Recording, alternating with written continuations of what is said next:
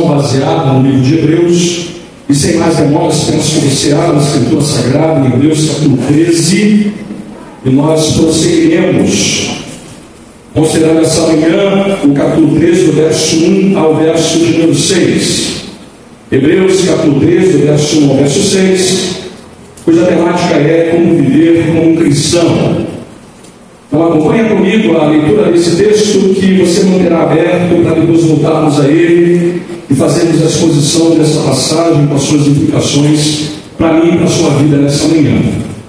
É dito assim: seja constante o amor fraternal, não negligencieis a hospitalidade, pois alguns, praticando-a sem o saber, acolheram anjos.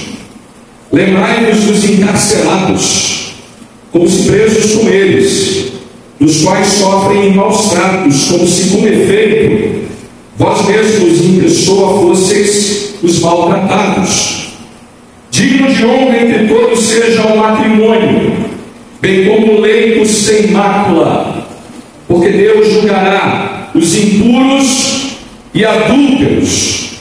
Seja a vossa vida sem avareza, contentai-vos com as coisas que tendes, porque Ele tem dito: de maneira alguma te deixarei, nunca jamais te abandonarei. Assim afirmemos confiantemente: o Senhor é o meu auxílio, não temerei. Que me poderá fazer o homem? Até aqui a leitura do texto que você olhará comigo daqui a pouquinho em detalhes nessa manhã. Mas a gente chega agora no capítulo 13 de Hebreus, que é o último capítulo derradeiro dessa série de pregações que estamos fazendo no livro de Hebreus. Os 12 capítulos anteriores, eu vou fazer rapidamente um resumo de tudo que a gente viu aqui em pouquíssimas palavras. O autor de Hebreus está desfilando diante de nós a verdade sublime de que Cristo é superior a todas as coisas. Essa, inclusive, é a temática da nossa série. Cristo é superior a todas as coisas. E Ele vem insistindo conosco que as bênçãos do Evangelho, da glória e da graça de Deus são incomparáveis. É o tesouro verdadeiro da igreja.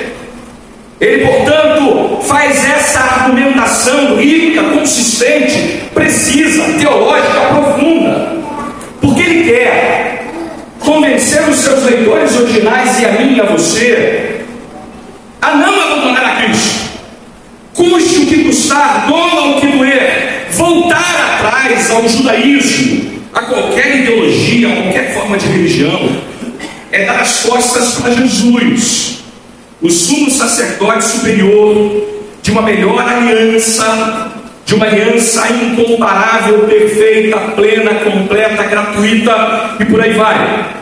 É voltar para as trevas, é voltar para a perdição, é voltar para a condenação eterna. Então não façam isso.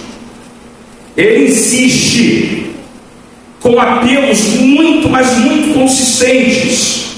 Eu tentei botar aqui um resumo desses apelos. Olha que coisa boa o que ele diz para nós, de maneira enfática, repetida: sejam perseverantes, não abandonem a vossa confiança, ela tem grande galardão, firmem os passos, perseverem na fé, não rejeitem a voz de Deus, retenham a graça, submetam-se à carreira que está proposta a vocês, com os olhos firmes em Cristo, autor e consumador da nossa fé. Avancem, irmãos, avancem na peregrinação e cresçam espiritualmente. Então ele faz isso ao longo desse conjunto de capítulos 1 até o 12. E o que ele vai dizer então a partir desse momento no capítulo 13? Qual é, portanto, a abordagem que ele vai apresentar para a gente a partir então desse último e derradeiro capítulo? Você vai notar, se você já leu, que o capítulo 13 é um conjunto de pequenas declarações, pequenas exortações que vão ressaltar áreas específicas da vida cristã. Lembra que ele vai apresentar para a gente uma pregação resumida. Então agora ele vai ter que tocar em vários temas de maneira muito resumida mesmo, com frases muito específicas e voltando a nossa atenção para esses aspectos da vida cristã, de como viver a vida cristã. Mas tem uma coisa que impressiona aqui. Esse é o meu ponto de inflexão. É o que eu quero chamar a sua atenção. Há uma coisa que impressiona, sabe por quê? Porque muitos desses cristãos que a gente está acompanhando nessa série de pregações em Hebreus estavam sofrendo perseguição severa. Você há de se lembrar que alguns deles estavam presos por causa da fé, alguns deles tinham seus bens espoliados por causa da fé. Eles sofriam muito mais do que nós sofremos. Nenhum de nós aqui pode comparar o nosso sofrimento, se isso é possível, com o sofrimento daqueles irmãos. Então eles viviam o cristianismo raiz. Nós a gente vive o cristianismo em Nutella, não é isso? Lá era raiz. O negócio estava pegando pesado para aqueles irmãos. Você viu que eu mostrei no capítulo 10 isso, em outras partes do livro de Hebreus. Ele lembra aqueles irmãos que eles estavam sob a perseguição severa. E não era a hora agora do autor de Hebreus dar uma aliviada neles. Não era a hora agora dele tentar dizer para eles: olha, já que vocês sofrem tanto, já que vocês estão com uma situação tão difícil, eu então, de maneira pastoral e amável, vou tentar aliviar o fardo de vocês. É isso que a gente esperava que ele fizesse. Não é assim que a gente funciona no mundo real. A gente imagina que os nossos sofrimentos podem funcionar como uma espécie de justificativa para não viver a vida cristã de maneira plena.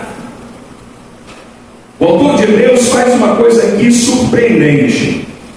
Ele está dizendo assim: os sofrimentos de vocês não me impressionam.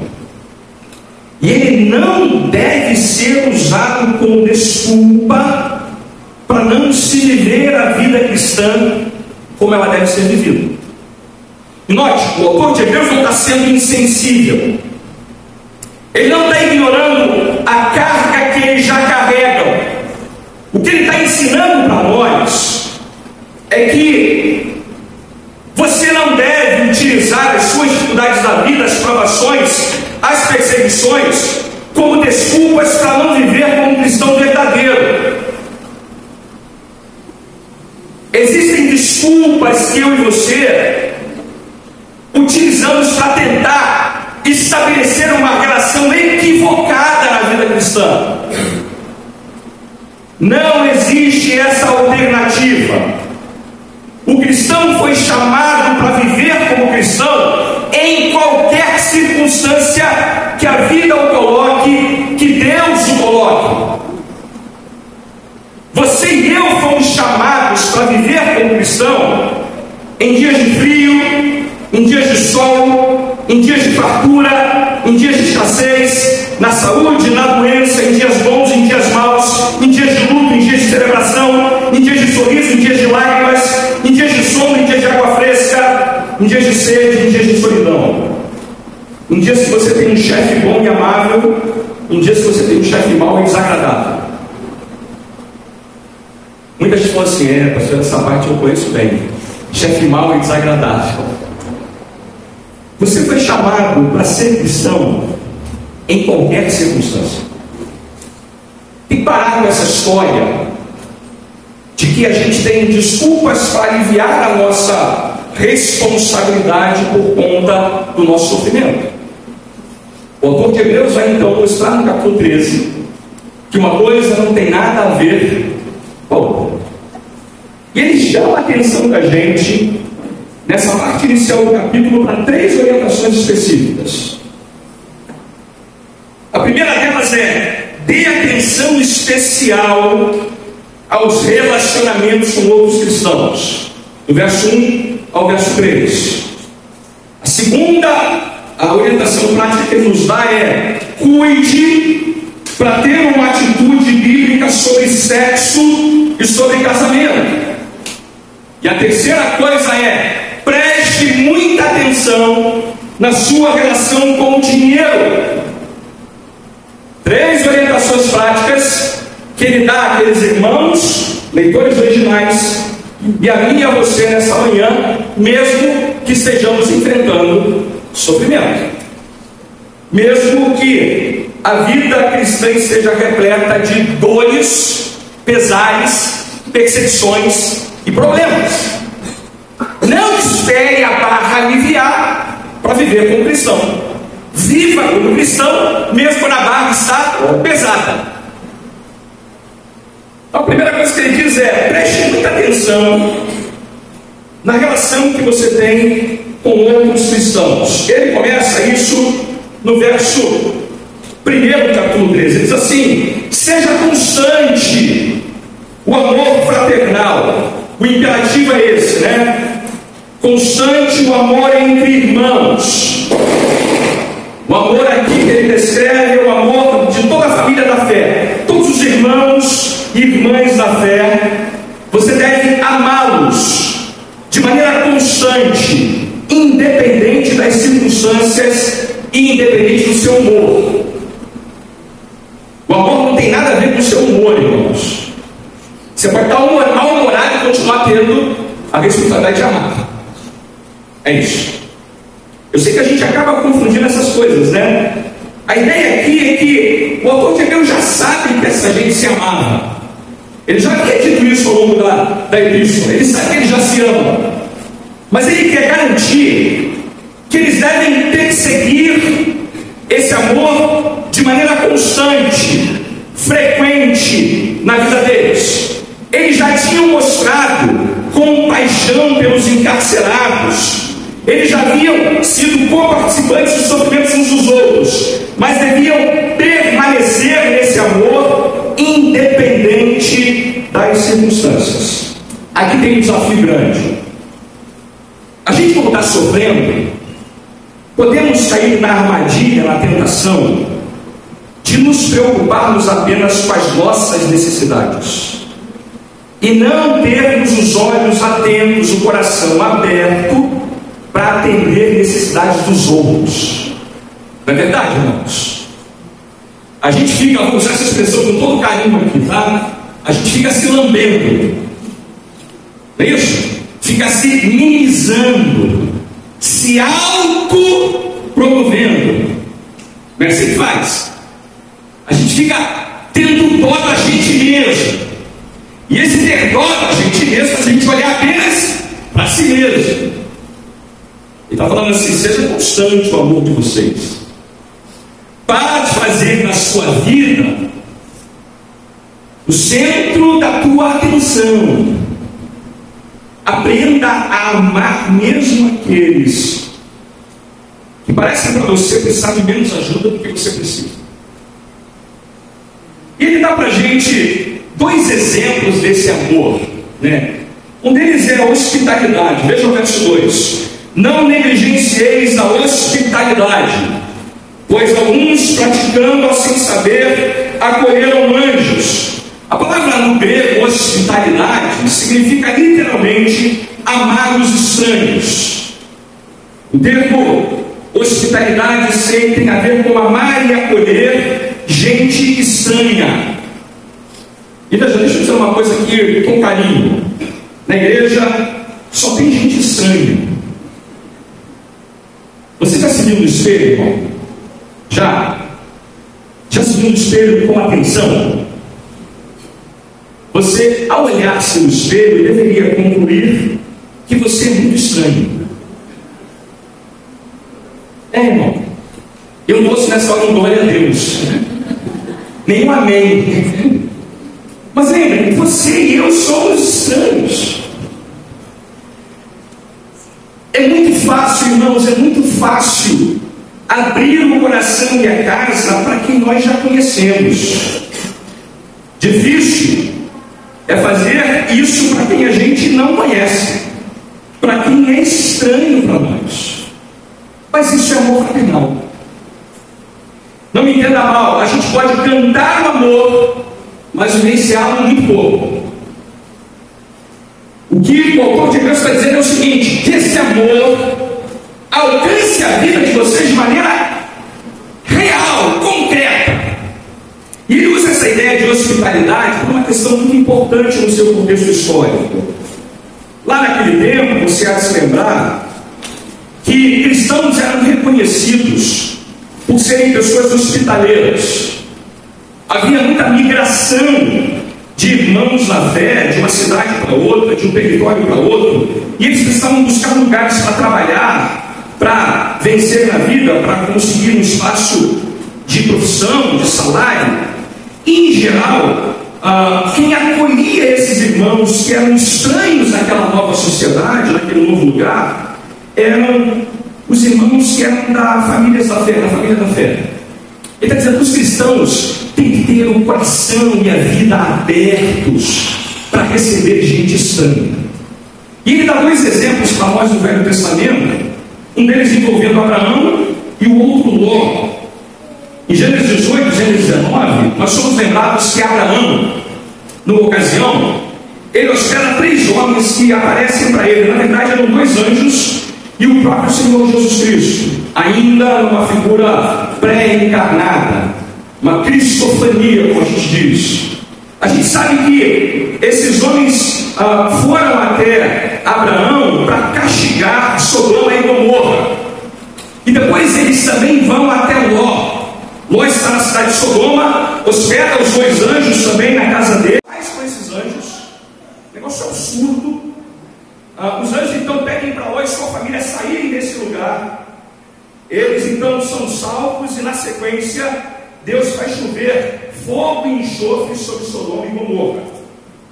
Ele usa esse exemplo para dizer o seguinte: nós não sabemos ainda, e não podemos afirmar com base nesse texto, se os anjos tomam forma humana, como aconteceu nesses episódios. Mas o ponto dele é o seguinte: ao hospedar estrangeiros nas suas casas, irmãos, você pode estar hospedando um mensageiro do Senhor. Está dizendo assim, olha, o privilégio que você tem é não só de hospedar gente estranha, no sentido de seres humanos que você não conhece, mas também hospedar gente que vem da parte do próprio Senhor. E ele está encorajando a gente a ser uma comunidade organizada, mas também uma comunidade orgânica, que ande efetivamente abrindo a mente, o coração e a vida para hospedar no coração, na casa e na vida gente estranha a gente. Mas ele dá um segundo exemplo. Ele fala ainda assim no verso 3. Verso 3: lembrai-vos dos encarcerados como se fossem presos com eles, dos que sofrem maus tratos como se com efeito vós mesmos em pessoa fosseis os maus tratados. Ele agora traz um segundo grupo que deve ser alvo desse exemplo de amor fraternal: encarcerado e gente que sofre maus tratos. É o mesmo grupo, porque o encarceramento pode produzir maus tratos. Em geral, quem é encarcerado também sofre maus tratos. E ele já sabe de antemão que havia no tempo dele irmãos na fé que estavam presos por causa da fé e eram maltratados por causa dessa condição. Você sabe quantos presos, irmãos nossos, existem no mundo agora, enquanto a gente está aqui, usufruindo da nossa liberdade? O portal Portas Abertas dá para a gente esse número. Ele vem caindo ao longo dos anos, mas agora a última pesquisa mostra que existem 4.125 irmãos nossos presos por causa da fé. Aí você pode pensar, mas o que eu tenho a ver com isso? Isso tem tudo a ver com isso, irmão. Se eles foram presos, é possível também que em algum momento você seja preso também. Essa é a primeira coisa importante. A segunda coisa que ele está dizendo para a gente no texto é o seguinte: lembrem-se deles como se vocês estivessem presos com eles. Por que ele está fazendo essa afirmação? Porque, em certo sentido, eles estão presos pela fé que nós professamos também. Então há uma ligação entre nós e eles, sim. A segunda coisa que ele está dizendo é: tenha empatia sejam sensíveis à situação deles. Orem para que eles possam ser mantidos e sustentados nessa condição, para que não neguem a fé, para que mantenham-se firmes na aliança com o Senhor. Eu desconheço se há no Brasil algum cristão preso por causa da fé. Desconheço. Mas eu acho que a gente precisa começar a ser preparado para essa possibilidade. E digo mais: ao levantar essa questão como exemplo de amor fraternal, ele quer que a gente amplie esse princípio para dizer assim: sejamos solidários aos nossos irmãos que sofrem, mostrando amor, não negligenciando a dor deles, mesmo que a nossa dor seja também muito forte. Não usemos a nossa condição de sofrimento para negligenciar outros irmãos que sofrem também. Acolham-se uns aos outros como Cristo nos acolheu para a glória de Deus. Mas a primeira coisa que Ele quer que a gente guarde é isso.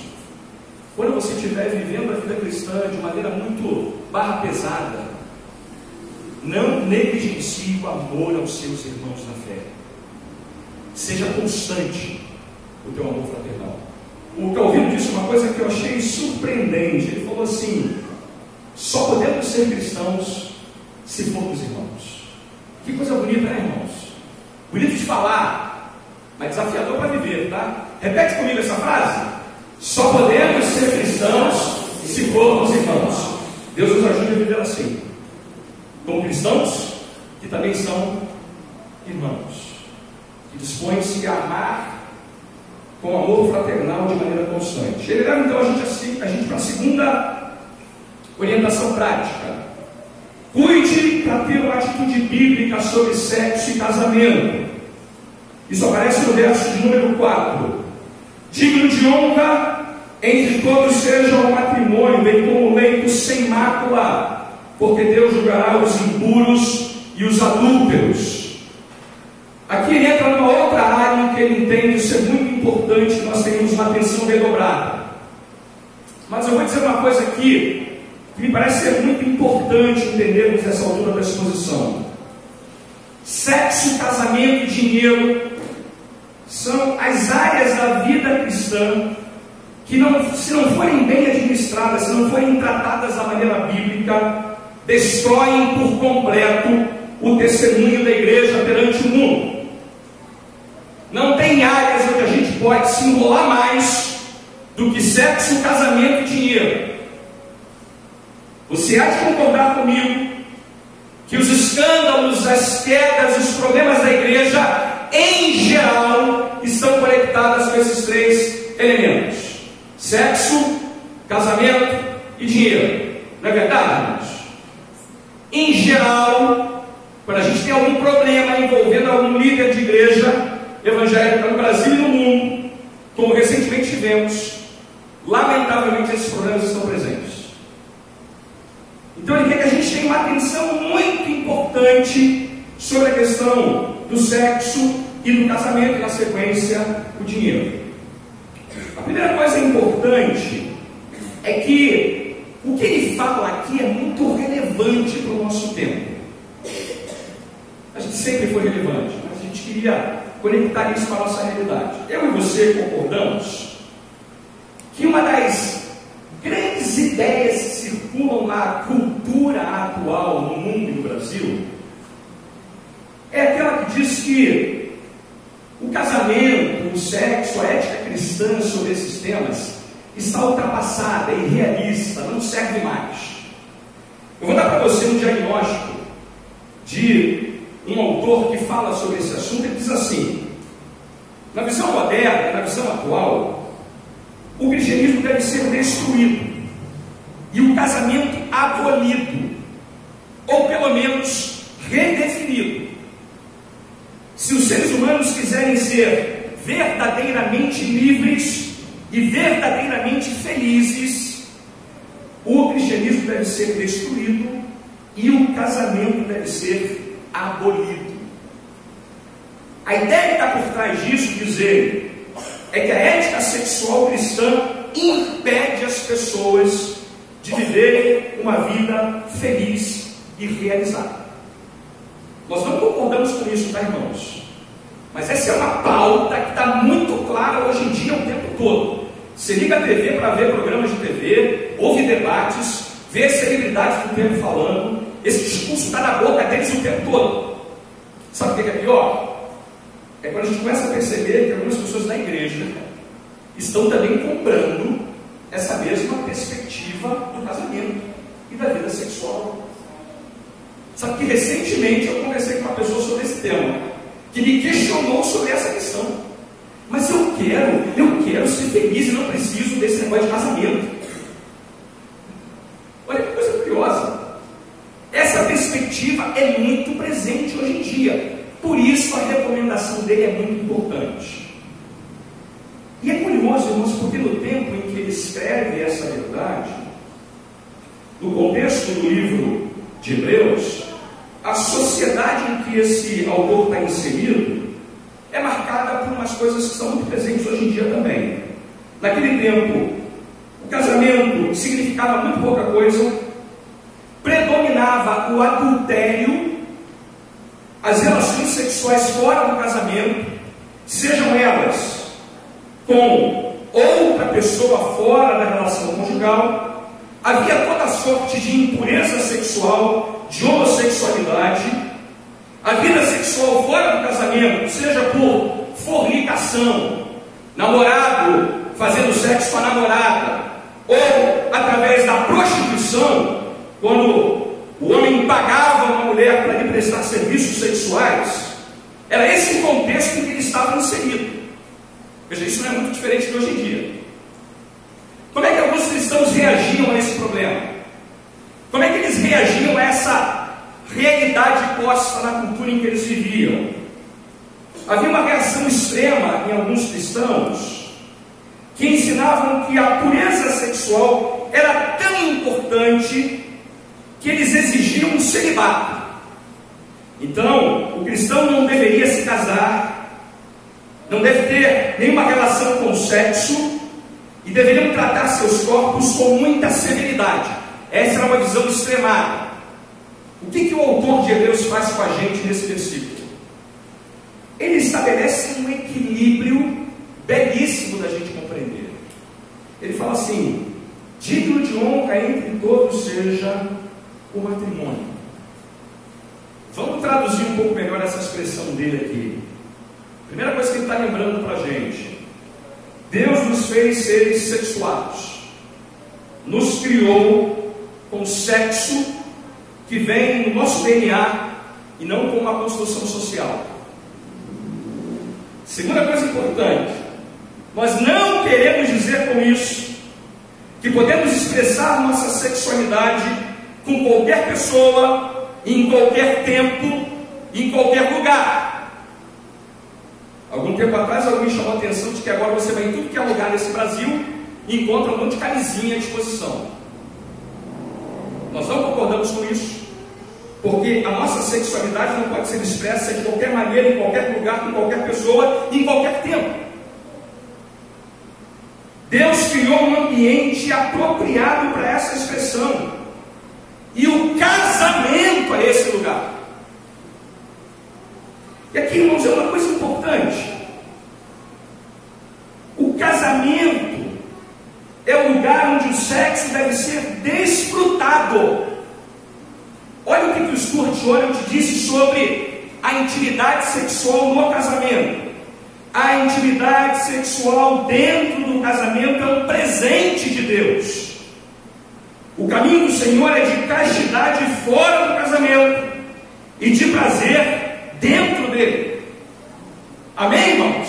Amém. Esse amém ficou tímido. Amém, irmãos? Amém. É isso. Eu sei que quando a gente fala de sexo, as pessoas ficam meio desconcertadas, né? Assim, é um negócio meio esquisito, pastor. Mas sexo faz parte da nossa vida. Eu e você somos seres sexuados. A gente tem que aprender a pensar sexualmente em termos bíblicos. Deixa eu dizer uma coisa para você: a Bíblia tem muitos textos que mostram a honra que há no matrimônio. A gente não deveria ficar encabulado com a linguagem bíblica sobre esse assunto. Eu não vou ler o texto mais impactante, não, mas abra a sua Bíblia em Provérbios 5, do verso 18 ao verso 21. Provérbios 5, do verso 18 ao verso 21. Vou dizer uma coisa: não precisa tirar as crianças da sala, pode deixá-las aí.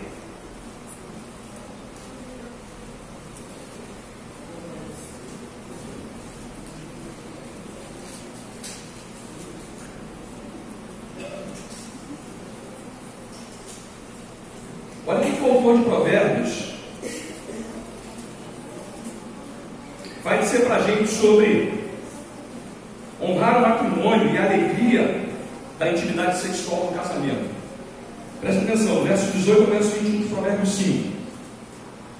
Seja bendito o teu manancial, alegra-te com a mulher da tua mocidade, corça de amores e gazela graciosa, saciem-te os seus seios em todo o tempo, e embriaga-te sempre com as suas carícias. Por que, filho meu, andarias cego pela estranha e abraçarias o peito de outra? Deixa eu dizer uma coisa aqui: o John Piper, o pastor John Piper, quando comenta esse texto, ele faz a seguinte observação, preste atenção no que ele vai dizer. Os céus proclamam a glória de Deus. Os céus proclamam a glória de Deus. Você, ao ver o céu, deve glorificar a Deus. Devemos adorar a Deus. Você sai daqui, vê o céu, adora a Deus. E ele complementa: o mesmo se aplica aos seios da nossa esposa, ao corpo da nossa esposa, ao corpo do nosso marido. Eles proclamam para nós a glória de Deus, a bondade de Deus. E mais, devemos ver isso e adorar a Deus ao desfrutá-lo. Que coisa bonita, né, irmão?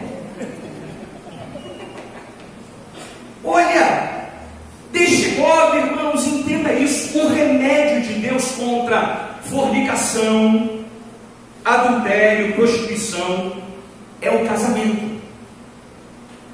Veja, não me entenda mal, ninguém deve casar para ter sexo, está errado.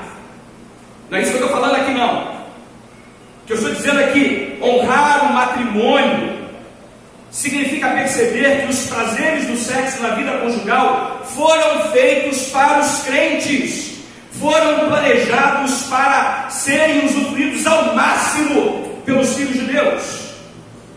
E ao desfrutarmos dessa alegria, dessa dádiva, desse presente no casamento, nós estamos dizendo algumas coisas para o mundo. Dizemos que Deus é maior do que o sexo. Dizemos que o sexo é um transbordamento da bondade de Deus, que provamos algo do belíssimo caráter dele quando a gente usufrui do deleite da vida sexual no casamento. Infelizmente, irmãos, o mundo roubou, perverteu o que pertence aos cristãos. Arrancaram o sexo do lugar definido por Deus e pagarão um preço incalculável nessa vida e no porvir por terem feito tal coisa. Olha o que o autor de Hebreus vai dizer na sequência. Volta lá para Hebreus 13. Junto com a afirmação de que devemos honrar o matrimônio, ele complementa: porque Deus julgará os impuros e adúlteros. E ele ainda faz uma outra afirmação anterior: honrado seja entre todos o matrimônio, bem como o leito sem mácula. Aqui tem duas coisas importantes para a gente, né?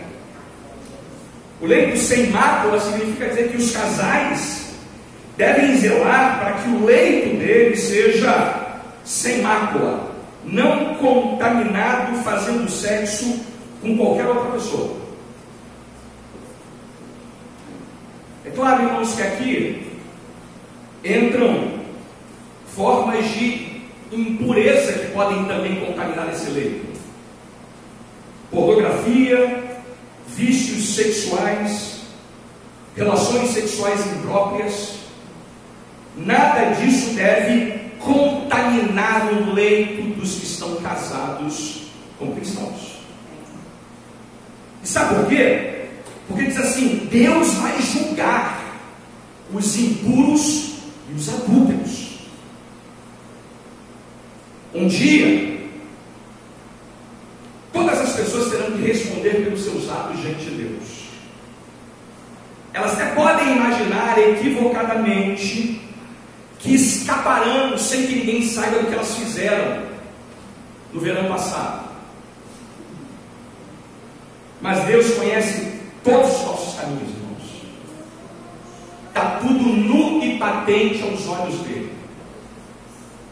E não se engane, viver no adultério, viver na impureza sexual traz o justo juízo de Deus sobre a nossa cabeça. Talvez alguns de nós essa manhã tenham que ser confrontados quanto a isso. Abra o seu coração para Deus, irmão. Confesse o seu pecado, abandone esse procedimento. E se você achar que é importante, busque alguém maduro na fé para conversar sobre o assunto. Mas não deixe esse assunto parado, porque ele vai cobrar de você um preço altíssimo. Deixa eu terminar esse meu ponto dirigindo uma palavra especialmente para os jovens solteiros da nossa igreja e para aqueles que estão viúvos ou que não estão numa relação conjugal.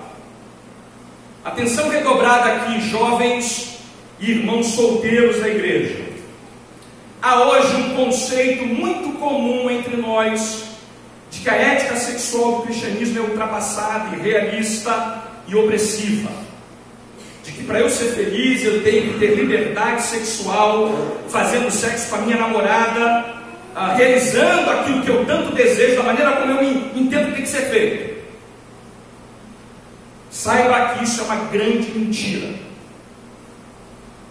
Isso é uma grande mentira, que tem roubado a paz e tem trazido culpa para o coração de muitos jovens que lamentavelmente estão em nossas igrejas. Deixa eu dizer uma coisa para você, com todo o amor que eu tenho no meu coração enquanto seu pastor. A ética cristã é muito superior, é muito mais bela, é muito mais abençoadora do que aquilo que o mundo tem oferecido. Creia nisso, irmão. Creia nisso. Saiba de uma vez por todas que a ética sexual cristã, que traz o conceito de consentimento na vida sexual,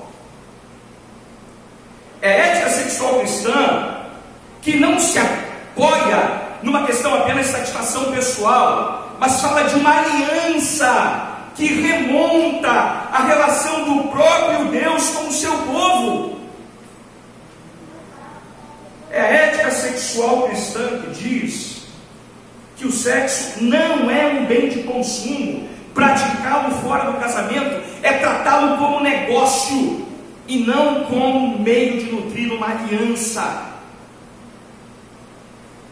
Portanto, é a ética sexual cristã que oferece direitos iguais às mulheres e aos homens no prazer sexual dentro do casamento. Traduzindo na prática, uma igreja que se preocupa em tornar o matrimônio digno de honra vai deixar muito claro que homens e mulheres cristãos se abstêm do sexo antes do casamento. Se abstêm do sexo antes do casamento. Segunda coisa, homens e mulheres cristãos procuram se casar não com base na aparência ou riqueza, mas com base no caráter. Deixa eu dizer uma coisa para os jovens cristãos da nossa igreja: invista em um homem feio. Homem feio pode ter um excelente caráter que você não está enxergando. Ainda bem, né, Isabela?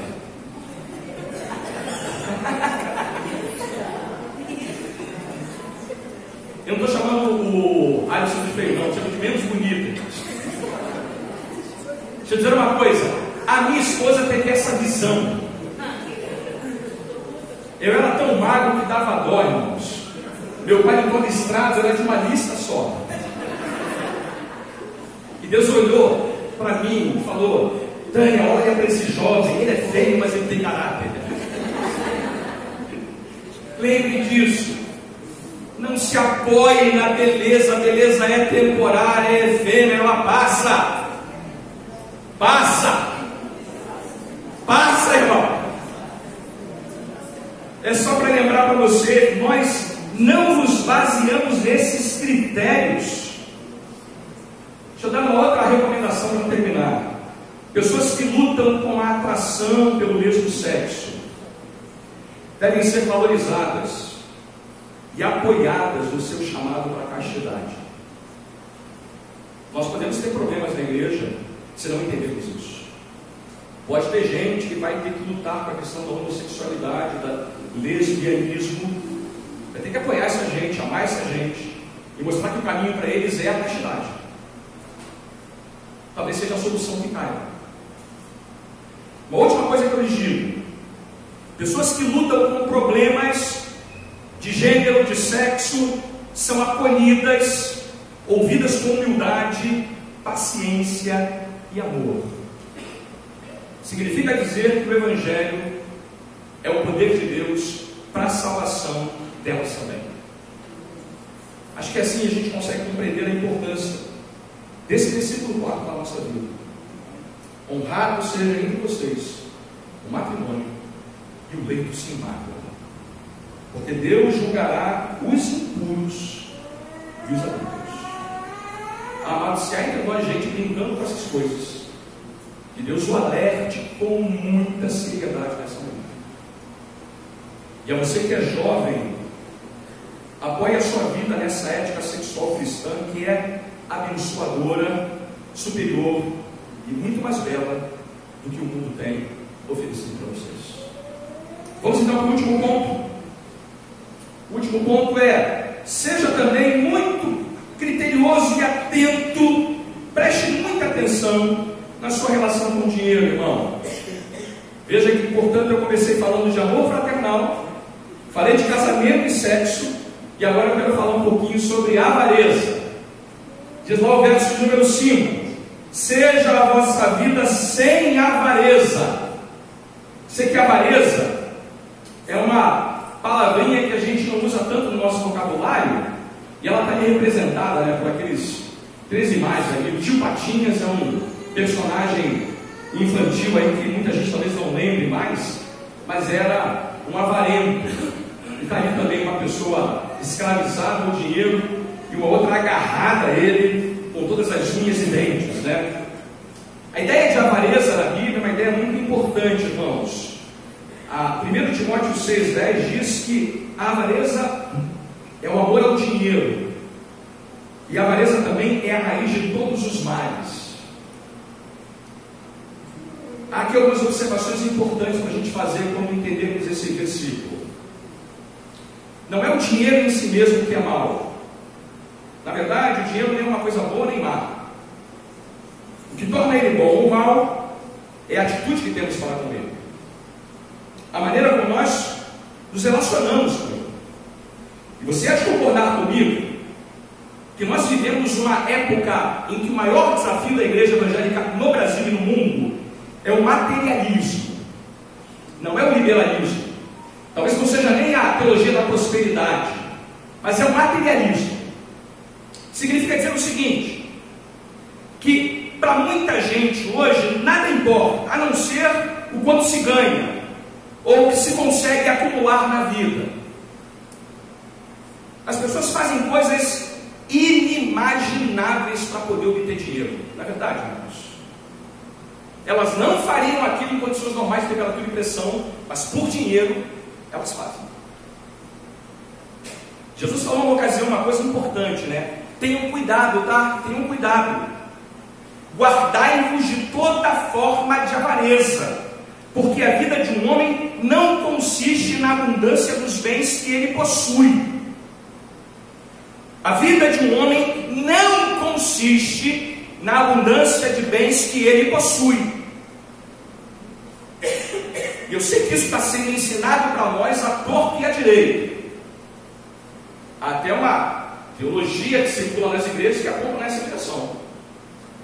Essa semana eu recebi um vídeo de uma irmã que gosta de mandar vídeos desse tipo para mim, para a gente poder comentar, que o pastor falou assim: uma das provas de que Deus não está contigo é que você não tem dinheiro. É mesmo, né? Aí eu pensei assim, eu tenho um vale 2007, caindo aos pedaços. Deus deve estar brigado comigo, irmão. Você vê que isso é uma grande bobagem. Isso é uma idiotice. Veja, de onde a gente tira esse tipo de informação? De uma cultura materialista, que diz que você é o que você tem, não o que você é. O pessoal fica comprando aí iPhone 14, que paga uma pequena fortuna por esse negócio. Se você me der um, eu quebro. Eu vou vender e dar de dízimo na igreja. Que história é essa, irmão? A vida da gente pode ser dominada por essa pauta da avareza, do dinheiro, da solução para os problemas da vida a partir dele. E não se engane aqui.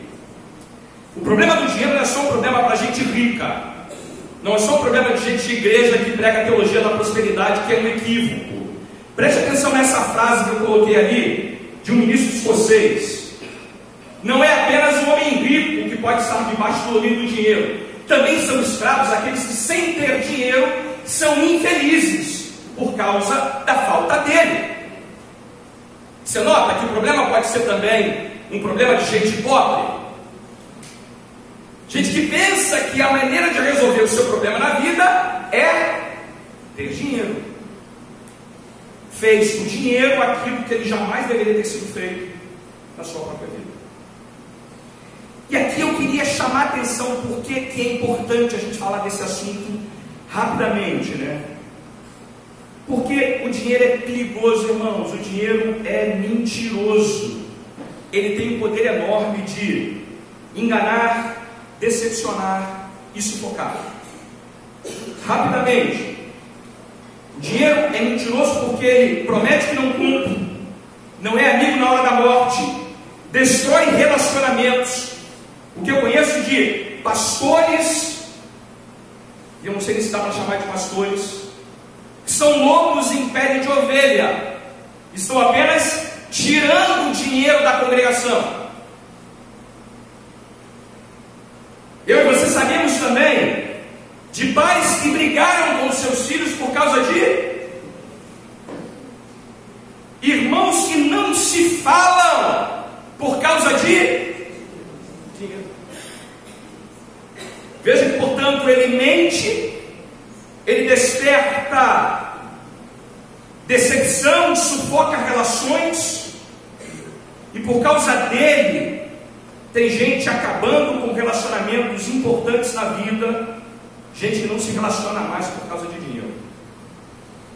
A Bíblia sempre chama a nossa atenção para o perigo eminente que o dinheiro tem de destruir a nossa própria vida. Eu vou ler para você um texto que o apóstolo Paulo estabelece sobre essa questão. Vamos ler todo mundo junto? Vamos lá? Os que querem ficar ricos caem em tentação, em armadilhas e em muitos desejos descontrolados e nocivos, que levam os homens a mergulharem na ruína e na destruição, pois o amor ao dinheiro é a raiz de todos os males. Algumas pessoas, por cobiçarem o dinheiro, desviaram-se da fé e se atormentaram a si mesmas com muitos sofrimentos.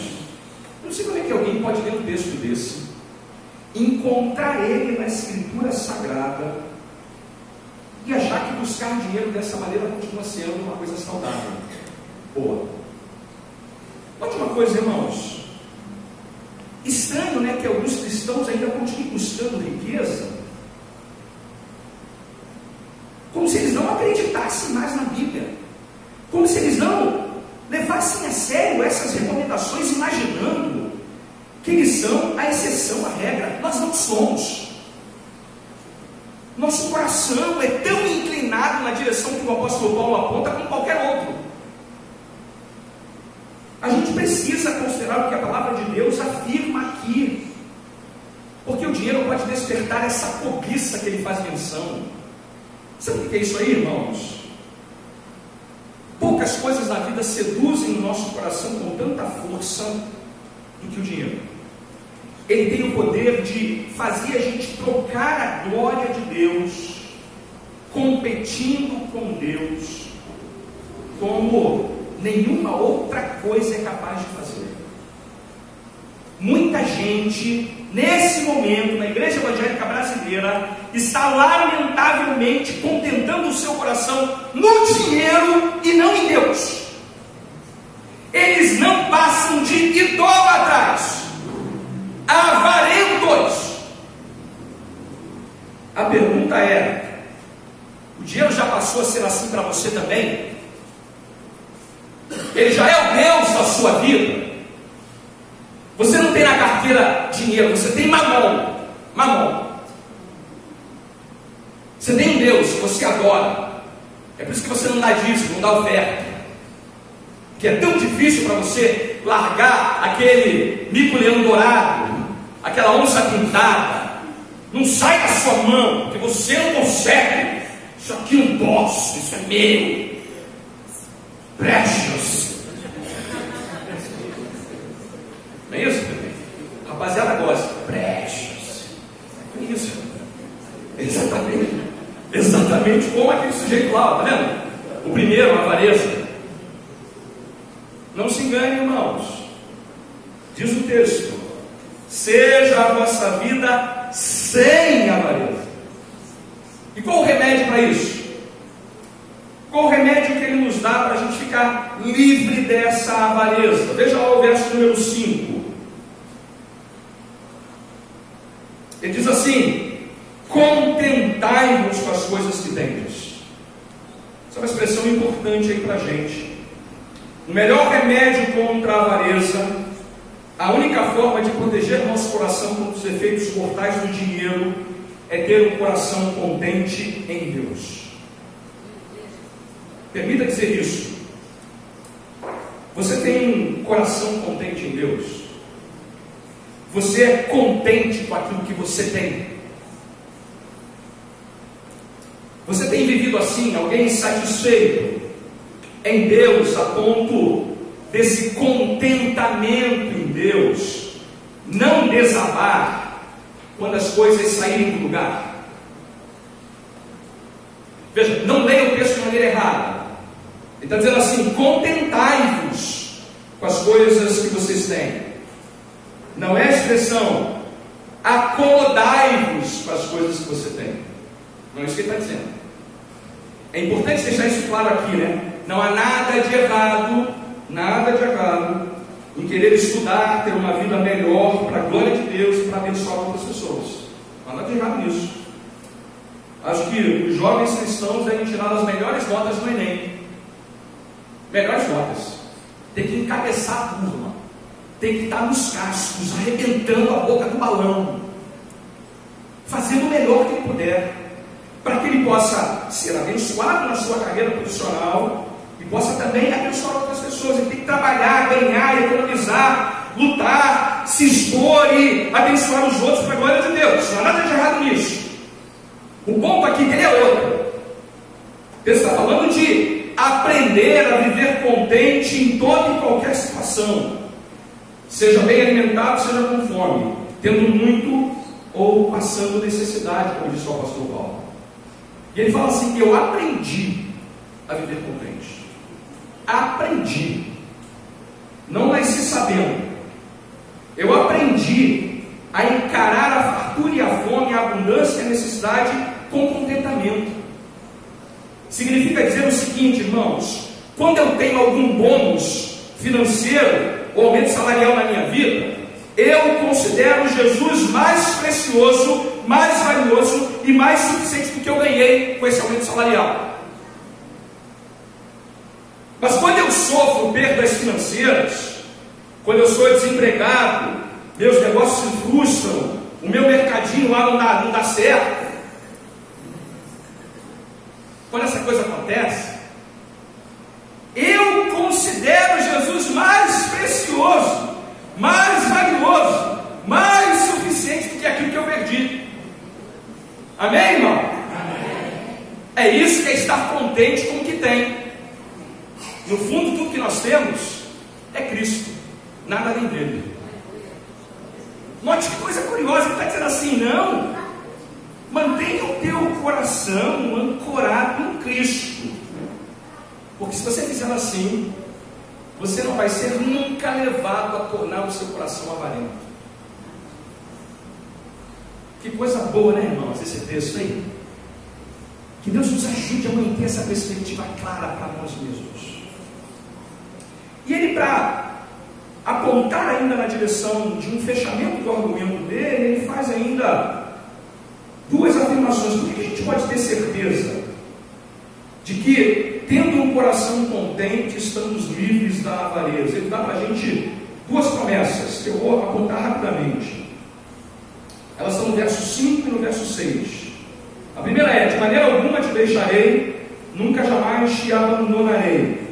Ele está dizendo assim, primeira coisa que a gente pode ter certeza: nós não nos apoiamos e nem nos consolamos com os bens que nós possuímos. Quem faz isso são os ímpios. Essa é uma segurança frágil que eles têm. Nosso consolo e segurança está na presença de Deus conosco, em sua provisão, na certeza de que Ele jamais nos abandonará. É isso que Ele está dizendo: olha, de maneira alguma te deixarei, nunca jamais te abandonarei. Essa é a nossa certeza. Então, a conta pode ficar rica ou pobre, de dinheiro, de bens, não vai fazer a menor diferença, porque Deus não nos abandona, nem numa situação, nem na outra. A segunda coisa que Ele nos dá certeza: Deus não só estará sempre conosco, mas seremos também sempre sustentados pela presença dEle, de maneira que não há o que temer. Não há o que temer, irmãos. O máximo que pode acontecer com a gente é que os homens podem nos matar, mas Deus é Senhor da nossa vida, é Senhor da nossa história. No final, ninguém pode nos prejudicar. Os bens mais preciosos que nós temos nessa vida não são o que o dinheiro pode nos dar, é o que o próprio Deus é para nós. E ninguém pode arrancar isso das nossas mãos.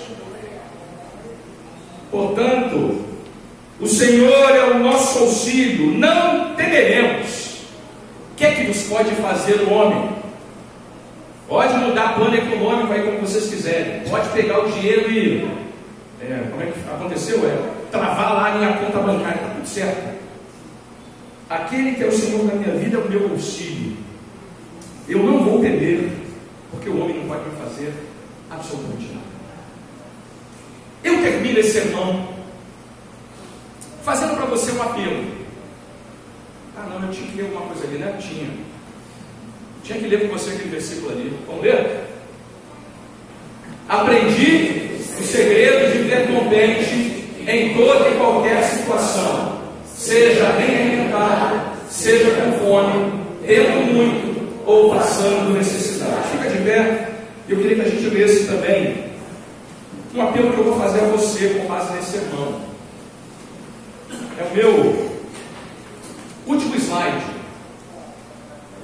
É um apelo que eu queria que nós considerássemos a partir dessas orientações, dessas recomendações dadas pelo autor de Hebreus. Que nós sejamos membros que olhem para essa passagem e apliquem na nossa vida à luz desse resumo que saiu. Vamos ler todos juntos, irmãos? Se todos nós nos submetêssemos a esses 6 versos, nossas vidas seriam revolucionárias e o mundo observador ficaria atônito. Pessoas amáveis e hospitaleiras, que cuidam uma das outras, com mente pura, casamentos resolvidos e sendo deixar de impressionar. O efeito é até mesmo maior quando se reconhecem que são assim, porque o único desejo delas é agradar ao Deus que as redimiu. Feche seus olhos. Vamos falar com o Senhor.